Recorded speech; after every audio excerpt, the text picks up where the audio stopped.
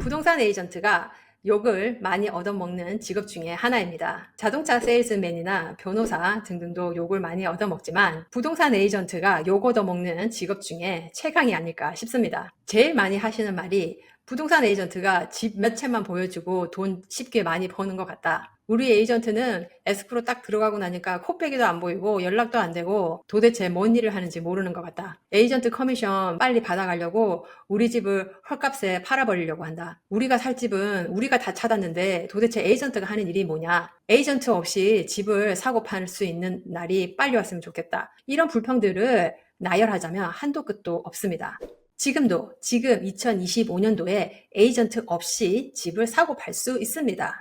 에이전트 없이 집 사고 팔 수 있는 날이 빨리 왔으면 좋겠다고 하는데 지금 에이전트 없이 집을 사고 팔 수 있어요. 꼭 에이전트랑 일을 해야 하는 거 아닙니다. 정말로 부동산 에이전트가 해주는 거 없이 돈만 받아간다고 생각하시면 에이전트 없이 집 사고 파세요. 충분히 그렇게 하실 수 있습니다. 하지만 이런 말이 있죠. You don't know what you don't know. 막상 닥쳐보지 않으면 부동산 거래가 얼마나 스트레스 받는 일이고 작은 실수 하나로 고소당할 수 있고 수만 불 손해볼 수도 있고 경험이 없는 바이어나 셀러라면 자신도 모른 채 수만 불 손해보는 거래를 할 수도 있습니다. 하지만 이런 거 혼자 다 해결해 나갈 수 있고 협상 능력도 뛰어나신 분이라면 충분히 혼자 할 수 있어요. 이 비디오는 혼자서 하지는 못할 것 같고 부동산 에이전트를 하이어하긴 해야 될 것 같은데 어떤 사람이 진짜 괜찮은 사람인가? 어떤 사람이 진짜 프로페셔널한 사람인가? 정말로 나의 이득을 위해 협상을 해줄 사람인가? 커미션을 떼어줘도 아깝지 않을 사람인가? 그런 사람을 잘 고르는 방법을 알려드리겠습니다. 안녕하세요. 제 이름은 이미화이고 남가주 지역, LA 카운티, 오렌지 카운티, 샌디에고 지역을 담당하고 있습니다. 제가 이렇게 넓은 지역을 담당할 수 있는 것은 제가 있는 에픽 리얼티가 미국 전역에 걸쳐 있는 내셔널 브로커리지 컴퍼니예요. 그래서 LA 사무실, 오렌지 카운티 사무실, 샌디에고에 저를 도와줄 수 있는 서포트 팀이 많아요. 남가주 지역에 계신 분이 이 비디오를 보시고 제 도움이 필요할 것 같으면 여기에 보이는 전화번호로 저한테 전화를 주시고요. 다른 지역에서 이 비디오를 보시는 분이라도 저에게 전화 주세요. 제가 셀러분의 집을 잘 팔아줄 수 있는 에이전트를 저희 회사 내에 있는 탑 에이전트를 소개해 드리도록 하겠습니다. 제가 있는 에픽 리얼티는 미국 전역에 걸쳐 있는 내셔널 브로커리지 컴퍼니라서 미국 전역에 걸쳐서 오피스가 있어요. 제가 바라는 것은 셀러분이나 바이어분이 알 거는 제대로 알고 에이전트를 잘 고르시길 바래요. 제대로 된 에이전트인지 인터뷰도 안 해보고 뭐 에이전트가 다 똑같은 에이전트지 뭐 이런 생각으로 에이전트를 고르시게 되면 나중에 후회하십니다. 이런 분들이 꼭 뒤에 가서 에이전트들이 하는 일도 없이 돈만 많이 가져간다고 불평을 하세요. 자, 본론으로 들어가서 이런 말을 하는 에이전트는 당장 자르세요.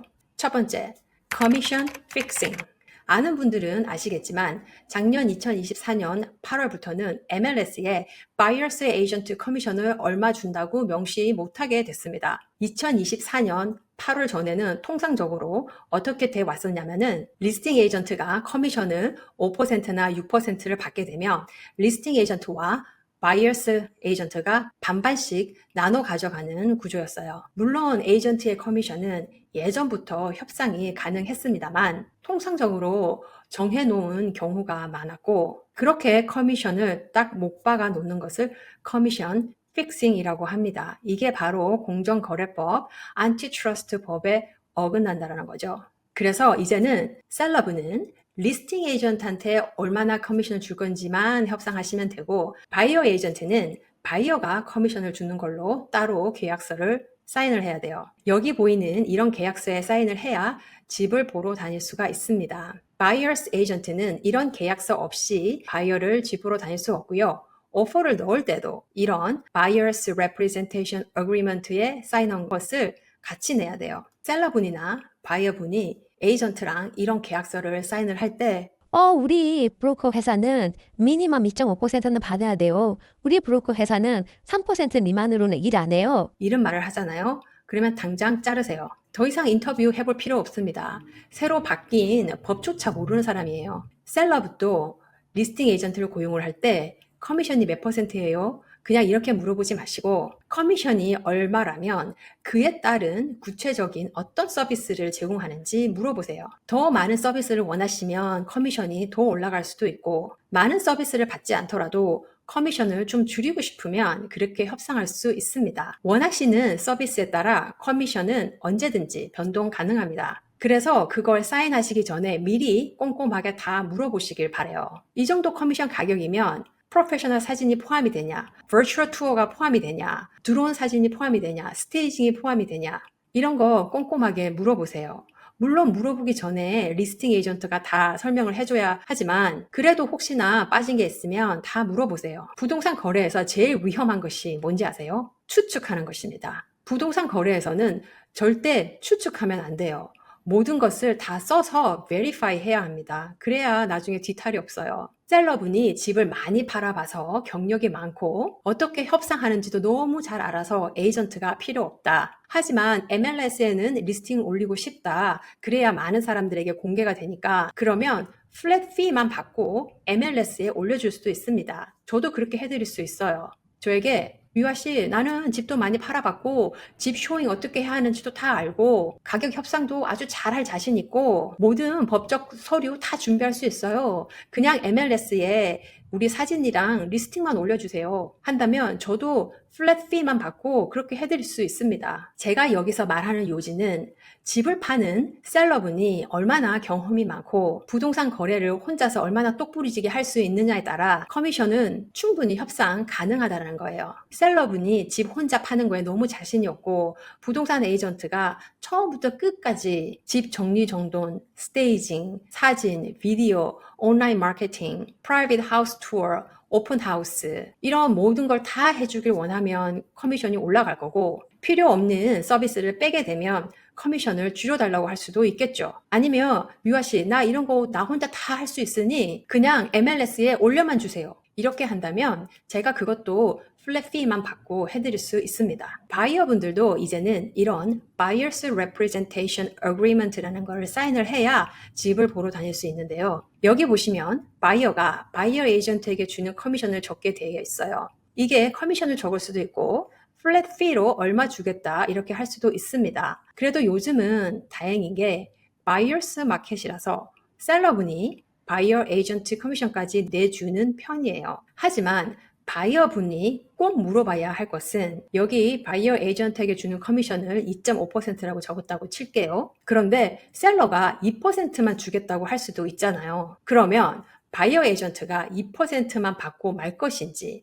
아니면 그 나머지 0.5%는 바이어가 내야 하는 건지 꼭 물어보세요. 이제는 바이어 에이전트 커미션은 모두 협상을 통해 이루어지게 되어 있습니다. 바이어 에이전트 커미션은 2.5%라고 적고 집을 보러 다녔는데 너무너무 마음에 드는 집을 발견해서 오퍼를 넣었어요. 그런데 셀러가 바이어스 에이전트 커미션을 1%만 주겠다고 하면 어쩌실 건가요?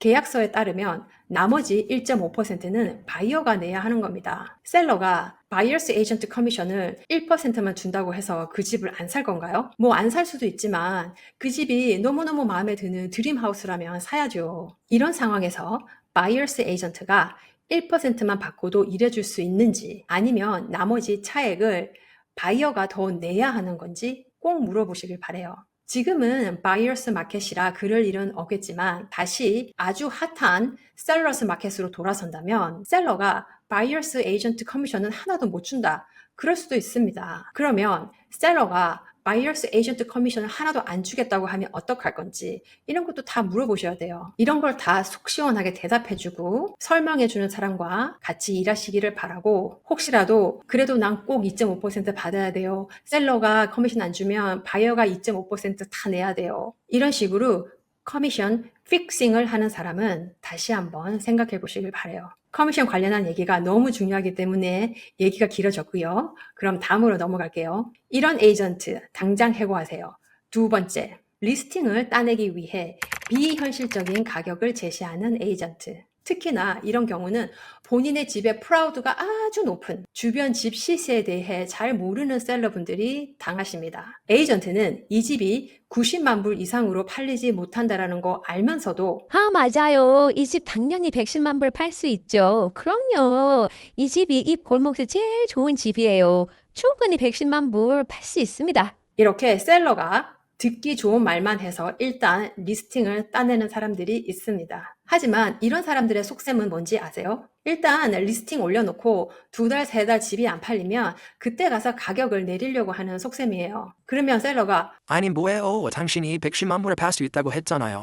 그러면 에이전트가 아니 사장님 요새 부동산이 변했어요. 모기지 이자율이 높아서 110만 불에 아무도 오퍼 안 씁니다. 90만 불로 내려야 돼요. 이렇게 합니다. 그래서 셀러분은 울며 겨자 먹기로 90만 불로 가격을 내려요. 그러면 90만 불에 오퍼가 들어올까요? 아닙니다. 이때는 이미 이 집이 마켓에 3개월 동안 있었기 때문에 그때는 더 낮은 80만 불대의 오퍼가 들어옵니다. 이렇게 되면 셀러는 오히려 주변 시세보다 더 싸게 팔게 되는 거예요. 저 같으면요, 주변에 팔린 집 시세 다 뽑아가서 팔린 집들이랑 비교해 봤을 때 왜 이 집이 90만 불이 적정 가격인지 설명해 드립니다. 그게 설사 셀러가 원하는 가격이 아니더라도 저는 팔 수 있는 적정 가격을 솔직하게 말씀드려요. 그래서 저 같으면 오히려 낮게 88만 불에 리스팅을 올려서 바이어들의 관심을 확 끌게 만들어서 비딩을 시켜서 95만 불에 낙찰하게 만들어서 팔게 해드릴 수 있어요. 이게 협상을 잘하는 에이전트의 역량입니다. 주변 시세보다 좀 더 높게 대충 가격을 잡아서 올려도 다 잘 팔렸던 시기는 끝났습니다. 그러려면 2022년도에 팔았어야죠. 지금 2022년도는 주변 시세에 맞게 가격을 잘 맞춰서 내놓지 않으면 집이 안 팔려요. 계속 집값을 내려야 할 것입니다. 계속 집 가격을 내리다 보면 바이어는 오히려 이 집에 무슨 문제가 있는지 알고 가격을 더 낮게 쓰려고 해요. 여기에 보이는 것들을 보세요. 2024년도부터 가격을 제대로 못 맞춰서 집 가격이 이렇게 쭉쭉쭉쭉 떨어지는 거 보세요. 지금 2022년도에 원하는 가격을 받지 못해서 내년 2026년도에 더 비싸게 팔아보려고 하는 셀러분들도 있는데요. 글쎄요, 2026년도 원하시는 가격을 받을 수 있을지는 아무도 모릅니다. 집 가격이라는 것은 셀러가 정하는 것도 아니고 에이전트가 정하는 것도 아니고 마켓이 정하는 거예요. 지금은 바이어스 마켓이니까 바이어가 페이하고 싶은 가격이 적정 가격이 되는 것입니다. 2022년도 때 집 가격으로 지금 2025년도에 팔려고 하면 안 팔립니다. 2022년도 때 한창 핑크였을 때 그 가격으로 팔아주겠다고 호언장담하는 에이전트가 있다면 조심하세요. 이런 에이전트는 당장 해고하세요. 세 번째, 계약서 기간을 6개월, 3개월 이렇게 꼭 고집하는 경우. 셀러가 사인하는 리스팅 계약서는 보통 6개월, 바이어가 사인하는 계약서는 보통 3개월입니다. 어떤 에이전트는 셀러나 바이어가 잘 모르는 것을 이용해서 이렇게 6개월, 3개월 이렇게 꼭 묶어두려고 하는 에이전트들이 있어요. 셀러나 바이어분들 꼭 명심하세요.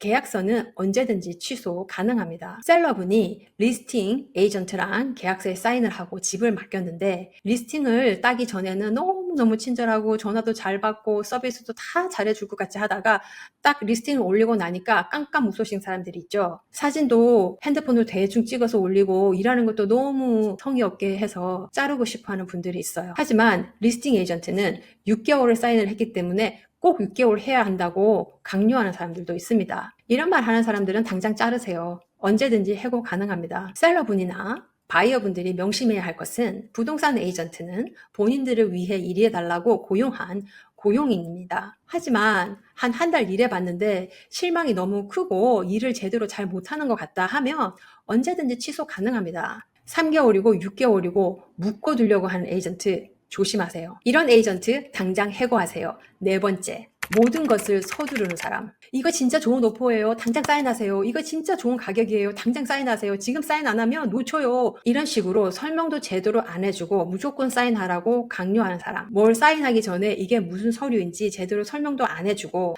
이거 그냥 통상적으로 다 하는 서류예요. 얼렁뚱땅 넘어가면서 사인을 강요하는 사람 조심하세요. 셀러나 바이어는 무슨 서류에 사인하기 전에 이게 무슨 서류인지 꼭 아셔야 합니다. 요즘은 다큐사인 많이 하죠. 다큐 사인 해보신 분들은 알겠지만 첫 페이지를 사인하고 넥스트를 누르면 그 다음 사인해야 되는 페이지로 자동으로 넘어갑니다. 그 서류 내용을 다시 읽어보려면 스크롤을 해서 다시 올라가서 읽어봐야 돼요. 하지만 보통 셀러나 바이어분들은 귀찮기도 하고 바쁘기도 해서 제대로 다 안 읽어보고 그냥 사인만 하십니다. 에이전트한테 물어봐도 제대로 설명도 안 해줘요. 꼭 서류에 사인하기 전에 무슨 서류인지 설명해 달라고 하세요. 만일에 에이전트가 일단 그거 사인부터 하세요. 나중에 알려줄게요. 그건 누구나 다 사인하는 거예요. 이런 식으로 넘어가려고 하면 지금 설명해 달라고 하세요. 나중은 없습니다. 집 사고 팔 때 하는 모든 서류는 법적 효력이 있는 법적 서류예요. 한 번 사인한 거 무효화하지 못합니다. 5번째, 에이전트를 구하시기 전에 구글 해보세요. 그 에이전트가 어떤 에이전트인지 구글 서치를 해보세요. 요즘 집을 사는 사람들은 밀레니얼들입니다. 밀레니얼들은 인터넷에 익숙하고 온라인 마케팅에 익숙해요. 그래서 에이전트도 온라인 마켓에 익숙하고 온라인에서 포텐셜 바이어에게 어필할 수 있는 사람이어야 돼요. 에이전트도 끊임없이 배우고 진보하고 빠르게 변화하는 테크놀로지에 따라가야만 살아남을 수 있습니다. 본인 자신조차 온라인에서 마케팅을 잘하지 못하는데 어떻게 셀러분의 집을 제대로 마케팅을 해줄 수 있겠습니까? 무조건 부동산 에이전트를 20년, 30년 동안 해본 사람이 좋은 사람일까요? 오히려 라이센스를 30년 전에 오래전에 땄지만 정작 집은 많이 못 팔아보고 요즘 새로운 테크놀로지에 따라오지 못하는 올드스쿨 에이전트들도 많습니다. 제가 부동산 트랜잭션을 해봐도요. 내가 40년 전에 너가 기저귀 차고 있을 때 부동산 일을 시작했는데 말이야. 이러는 에이전트가 꼭 같이 일을 해보면 일은 제일 못해요. 너무 옛날식으로 우기기만 해서 일하기 힘들 때가 많아요. 온라인에 올라온 리뷰도 보시고 괜찮은 사람 3명 정도 골라서 인터뷰 해보세요. 에이전트마다 일하는 스타일이 틀리고 성격에 맞는 사람이 있고 안 맞는 사람이 있을 수도 있으니 신중하게 잘 고르시길 바라요. 6번째, 부동산 에이전트 일을 풀타임으로 하는 사람을 고르세요. 부동산 에이전트 일을 파트타임으로 하는 사람이 나쁘다는 말은 절대 아닙니다. 만일에 선택의 여지가 있다면 부동산 에이전트 일을 풀타임으로 하는 사람을 뽑아서 인터뷰해보세요. 부동산 에이전트 일을 오롯이 풀타임으로만 한다는 것이 어떤 의미인지 부동산 쪽을 아는 분들은 아실 거예요. 대부분의 에이전트들이 다른 일에 종사하면서 부동산 일은 부업처럼 하시는 분들이 많아요. 하지만 부동산 시장의 빠른 변화에 맞춰 항상 공부하고 여러 손님들을 만나러 다니고 부지런히 집을 사고 팔기 위해서는 풀타임으로 할 수밖에 없습니다. 7번째, 셀러분들이 리스팅 에이전트를 만날 때 넷쉿을 준비해 달라고 하세요. 만일에 에이전트가 내 시시 뭐예요? 하고 물어본다면 당장 자르세요. 집을 한 번도 안 팔아본 사람입니다. 셀러분들 집을 팔 때 에이전트에게 주는 커미션 말고도 부가적으로 들어가는 돈들이 많습니다. 그걸 클로징 코스트라고 하죠. 에스크로 비용, 트랜스퍼 비용, HOA가 있는 분이라면 HOA 서류 준비하는 비용, Natural Hazard Disclosure Report 비용, 터마이트를 해주는 경우 터마이트 비용, 스테이징을 하는 경우 스테이징에 들어가는 비용, 생각보다 부가적인 비용이 많아요. 집을 1밀리언에 팔았는데 모기지가 20만 불이 있다면 모기지 20만 불 갚고 80만 불이 내 손에 들어오는 게 아니에요. 에이전트 커미션 주고도 부가적인 비용들이 빠지고 실제적으로 셀러분의 손에 들어오는 돈을 보여주는 게 넷쉿입니다. 이걸 이미 집을 팔기 전에 미리 아시는 게 좋아요. 나중에 에스크로 다 끝날 때쯤에 돈 정산된 걸 받아보고 그때 가서 깜짝 놀라시는 분들이 많습니다. 아니 이거 내가 생각한 돈보다 3만 불이 적잖아요. 아니면 5만 불이 적잖아요. 아니 이런 것까지 내가 내는 거였어요? 하고 물어보시는 분들이 많아요. 이렇게 나중에 가서 깜짝 놀라실 일이 없으려면 미리 집을 팔기 전에 내 수중에 떨어지는 돈이 얼마인지 미리 알고 계약서에 사인하시길 바라요. 제가 진심으로 바라는 것은 셀러분이나 바이어분이 집을 사고 파는 과정에서 모든 걸 제대로 알고 진행했으면 좋겠고 나중에 가서 우리 에이전트는 도대체 무슨 일을 했는지 모르겠다. 돈 아깝다. 이런 소리를 나중에 가서 하지 않도록 처음부터 신중하게 에이전트를 잘 고르시길 바랍니다. 여러분들 중에도 잘못된 에이전트들 만나 일하다가 손해보거나 후회되는 일이 있으신가요? 있으면 밑에 댓글에 남겨서 다른 사람들과 같이 쉐어해 주세요. 다른 사람들도 여러분들의 경험을 알고 서로서로 배우면 좋잖아요. 그게 제 채널의 목적입니다. 서로 알고 있는 정보를 나누면서 손해보지 않는 똑똑한 부동산 투자를 하는 거예요. 부동산 시장의 발빠른 정보와 셀러분들에게 도움이 될 만한 이런 정보를 비디오로 만들어서 준비하는 것은 아주 시간이 많이 걸리는 작업이에요. 구독해 주시면 제가 더 힘이 나서 열심히 해보도록 하겠습니다. 집을 팔고 싶어 하는 셀러분의 상담 언제든지 환영하고요. 그럼 다음 비디오에서 뵐게요.